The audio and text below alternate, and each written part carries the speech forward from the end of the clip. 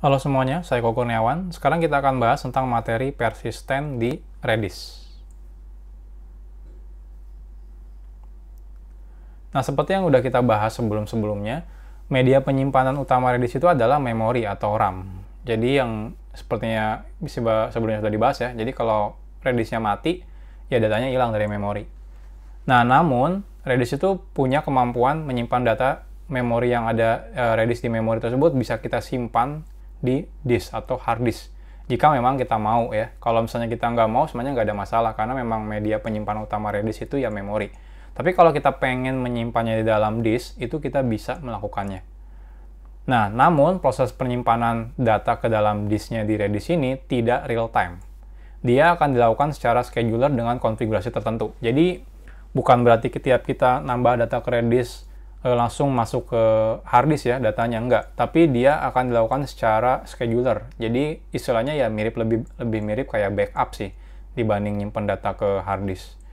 Nah, jadi jangan dijadikan Redis sebagai media penyimpanan persisten, artinya permanen ya. Jadi jangan jadikan Redis itu sebagai database utama. Kalau bisa sih memang digunakan sebagai cache atau backup. Nah, gunakan Redis sebagai database untuk membantu database persisten yang lainnya. Jadi memang utamanya seperti yang sebelumnya saya pernah bahas, ini kasusnya itu biasanya kita pakai Redis untuk membantu database utama yang performanya udah kurang baik. Jadi ketika performa database-nya kurang baik, misalnya MySQL-nya atau Postgre-nya, maka kita bantu menggunakan Redis untuk mempercepatnya. Nah, tapi kalau misalnya datanya tiap kita restart Redis yang ngilang, kadang-kadang kan annoying juga ya kalau misalnya kita harus migrasi lagi datanya dari Postgre atau MySQL masukkan kembali ke Redis. Jadi males lah makan waktu.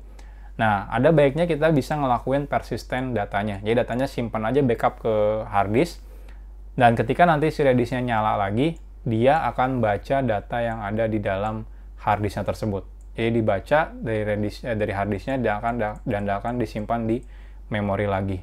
Jadi kita nggak perlu ngelakuin migrasi ulang dari MySQL dan juga Postgre. Nah, gimana cara ngelakuin konfigurasi persisten? Itu ada, teman-teman baca namanya snapshotting. Jadi prosesnya ini mirip kayak snapshot kalau di database ya. Jadi ngelakuin snapshot data. Nah, proses konfigurasinya seperti ini. Jadi dia ngelakuin kayak scheduler. Kita cukup menggunakan perintah save di dalam config-nya, diikuti dengan second, berapa lama, terus changes. Ini maksudnya apa sih? Ini maksudnya adalah si Redis akan ngelakuin save data ke hard disk jika dalam berapa detik terjadi perubahan berapa data. Contohnya kalau kita masukkan save 10:1. Artinya dalam 10 detik kalau ada satu saja minimal data yang berubah, si hard disk akan ngelakuin penyimpanan data ke hard disk. Berarti setiap 10 detik akan ngelakuin penyimpanan data. Nah, tapi sih saran saya jangan terlalu cepat juga ya. Kalau terlalu cepat, Redis itu kan dia, nah ini dikasih tahu nih, will save the DB in both the given number of second and given number. Jadi Redis itu dia itu single thread. Jadi hati-hati kalau misalnya ketika kita ngelakuin persisten data ke hard disk. Karena bisa jadi pada waktu itu si Redisnya tidak akan responsif. Jadi dia nyimpen data ke hard disk sampai selesai. Sebelum selesai, teman-teman ketika ngirim perintah apapun ke Redis, dia tidak akan membalas. Jadi hati-hati, apalagi datanya kalau udah gede. Saya sih jujur kalau di production nggak pernah ngelakuin ini. Justru saya pengennya Redis cukup nyimpen di memori doang. Ngapain simpen ke hard disk lagi? Karena kan emang tujuan saya pakai Redis buat disimpan di memori datanya, bukan di hard disk. Tapi kalau teman-teman pengen jaga-jaga, pengen nge-backup, ya silakan teman-teman ngelakuin ini. Tapi hati-hati juga, jangan terlalu cepat ngelakuin backup ke hard disknya. Nah, sekarang teman-teman, contohnya di Redis with ACL ini, kita akan lihat perintah snapshotting. Nah, ini. Di sini sebenarnya udah ada default-nya. Nah, ini default-nya. Default-nya lumayan tinggi sih, second-nya ya. Artinya di sini adalah kalau dalam 900 detik ada satu data yang berubah, maka dia akan ngelakuin snapshotting. Jadi akan nyimpan datanya ke hard disk. Atau kalau ada dalam 300 detik ada 10 data yang berubah, maka dia akan ngelakuin snapshotting juga. Nah, atau kalau ada dalam 60 detik 10.000 data yang berubah, maka dia akan ngelakuin snapshotting juga.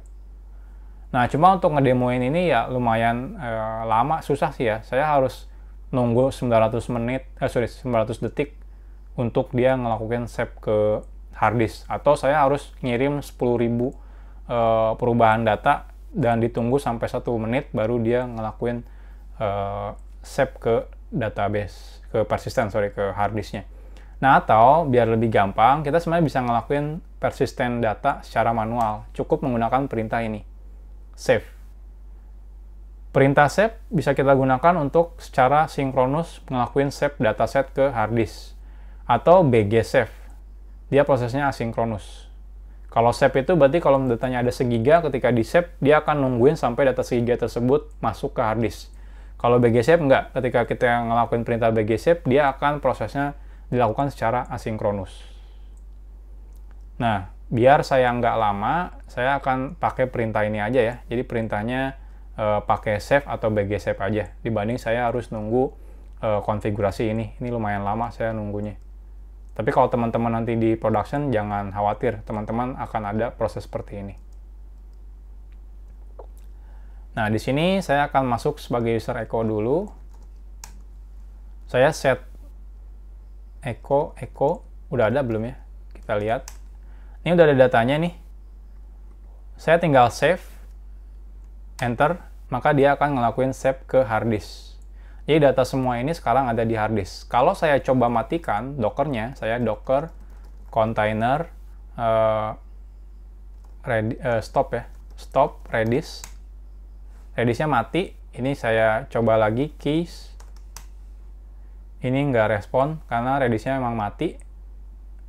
Berarti koneksinya mati. Nah, server close the connection berarti emang nggak ada. Nah, sekarang saya coba nyalakan lagi docker container start redis. Nyala. Sekarang kita coba ping oke. Karena tadi koneksinya mati, jadi saya harus autentikasi ulang. Out echo rahasia. Oke, kayaknya mati ya. Coba saya disconnect dulu. Saya clear redis CLI minha redis out echo rahasia denied protected mode. Oh, sorry. Sebelumnya saya udah uncomment.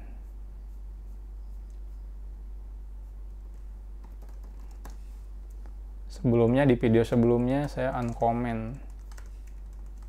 Ini saya harus nyalakan lagi. Saya save. Oke, saya stop. Saya start. Selesai. Ini berarti saya ping no authentication sudah benar. Out echo rahasia. Oke, selesai. Nah, ini kan kita udah matikan ya, bahkan 2 kali kita matikannya. Sekarang kita cek datanya, keys, bintang. Nah, perhatikan datanya masih ada. Ya. Jadi kita saat ngelakuin save, itu datanya simpen ke harddisk, dan saat kita matikan, terus nyalakan lagi si Redis servernya, dia datanya tetap utuh ada. Karena ketika dinyalakan lagi si Redis servernya, dia akan ngeload datanya dari harddisk. Jadi kita nggak kehilangan datanya. Tapi jujur, saya sendiri sebenarnya jarang nyimpen data Redis di harddisk. Dan rata-rata kan seperti yang udah saya bahas, biasanya sih kita bikin pakai Redis itu buat data cache ya, artinya data sementara. Nah, apalagi kalau datanya udah, oh ya harddisk itu nyimpen data ke, Redis itu nyimpen data ke harddisk, itu totally.